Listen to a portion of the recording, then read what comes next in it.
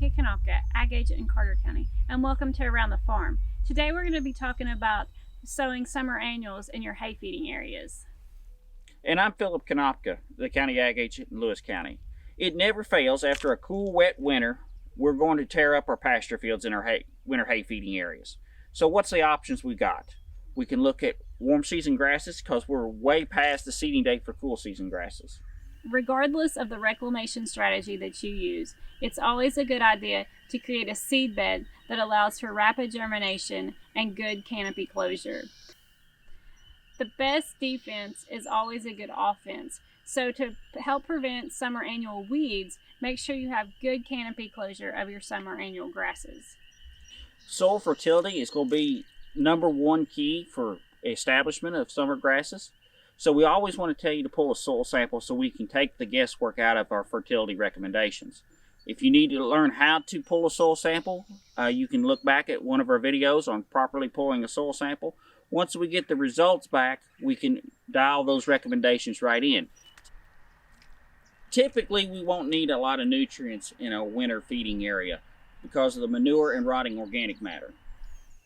Winter feeding areas will likely need to be renovated each spring. You'll want to harrow the field to get it level, and you want to create a fine and firm seed bed to ensure good soil to seed contact. That is imperative to get a good germination rate.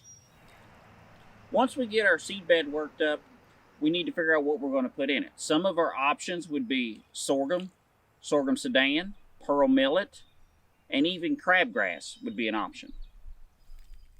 Not only do the sorghum and sorghum sudan grasses give you rapid growth and quick canopy closure to prevent the annual weeds, they are also help us during their summer slump when our cool season grasses aren't growing as efficiently.